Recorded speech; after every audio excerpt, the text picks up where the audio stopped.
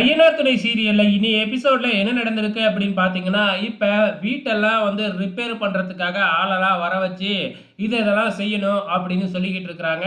கொஞ்ச நேரத்துல பார்த்தீங்கன்னா, சந்தாவும், சந்தாவோட அண்ணனும் அங்க வர்றாங்க. நம்ம சேரன் தான் வீட்ல வேலை இருக்கு அப்படின்னு சொல்லி வர வச்சிருக்காப்லையாட்டுக்கு. கூடவே சந்தாவையும் கூட்டிக்கிட்டு வர்றதுனால, நம்ம சோழன் வழக்கம் போல போயி சந்தாவையும், சேரனையும் சேர்த்து வச்சு கிண்டல் பண்ணிக்கிட்டு இருக்கிறாப்புல. நீ மட்டும் இங்க அண்ணனை வேலை செய்ய விடாம பண்ணக்கூடாது. ஏன்னா இன்னைக்கே வேலைலாம் முடிஞ்சாகணும் அப்படின்னு நம்ம சோழன் சந்தா கிட்ட சொல்லிக்கிட்டு இருக்கிறாப்புல. இங்க இப்படி வேலை நடந்துகிட்டு இருக்கு இல்லையா?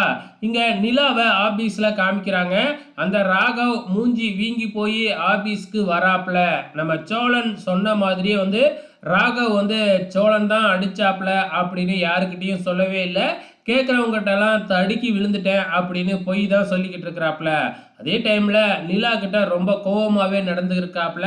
அப்போ தான் ஒரு வேலையை கொடுத்துருக்குறாப்புல. அதுக்குள்ளே ஏன் இன்னும் முடிக்கல அப்படின்னு நிலாவை வாண்டடாக கூப்பிட்டு திட்டுறாப்புல நம்ம ராகவ். ஸோ இதனால் நம்ம நிலா ரொம்ப கடுப்பாகிறாங்க. சீக்கிரமாக வேறு வேலையை பார்த்துக்கிட்டு போகணும் அப்படின்னு சொல்லி தன்னோட ஃப்ரெண்டுக்கிட்ட வேறு எங்கேயாச்சும் வேலை இருக்கான்னு எனக்கு சொல்லு. இதுக்கப்புறம் என்னால் இங்கே வேலை பார்க்க முடியாது. எங்கள் பெரும் பிரச்சனையாக இருக்குது அப்படின்னு சொல்லிடுறாங்க. ஆனால் என்ன பிரச்சனை அப்படிங்கிறத மட்டும் சொல்ல மாட்டேங்கிறாங்க நம்ம நிலா. ஸோ நிலா என்ன செய்ய போகிறாங்க அப்படிங்கிறது தெரியல. இங்கே வேலை நடந்துக்கிட்டு இருக்கு இல்லையா? கரெக்டாக நம்ம சேரனோட பெரியம்மாவும் பெரியப்பாவும் அங்கே வராங்க. வந்ததுக்கப்புறம் பார்த்திங்கன்னா, இந்த வீட்டில் எந்த வேலையும் செய்யக்கூடாதுல்ல, ஏன் செய்கிறீங்க அப்படின்னு கேட்குறப்ப, பெருசாக வேலை செய்யல நாங்கள் அப்படின்னு நம்ம சேரன் பொறுமையாக பேசுகிறாப்புல. ஆனால் நடேசன் ரொம்ப ஓவராக பேசி நேராக அவங்க போய் போலீஸை அழைச்சிக்கிட்டு வந்துடுறாங்க. போலீஸ் அழைச்சிக்கிட்டு நடேசன் அடங்காமல் பயங்கரமாக சத்தம் போட்டு அடிச்சு புடுவேன், கொன்று புடுவேன் அப்படி இப்படின்னு சொல்லவும், இதுக்கப்புறம் நீங்கள் இங்கே இருக்கக்கூடாது.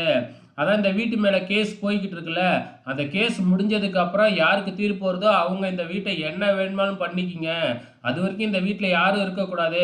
இந்த வீட்டை நான் இழுத்து சீல் வைக்க போகிறேன். உங்கள் சண்டைக்கெல்லாம் ஓயாமல் போலீஸ்லாம் நின்றுக்கிட்டு இருக்காது அப்படின்னு போலீஸ் ஒரு 10 நிமிஷம் டைம் கொடுக்குறேன். அதுக்குள்ளே அவங்களோட மூட்டை முடிச்சா எடுத்துக்கிட்டு கிளம்புங்க அப்படின்றாங்க. இதுக்கப்புறம் என்ன நடக்க போகுதுன்னு தான் தெரியல. பொறுத்திருந்து பார்க்கலாம்.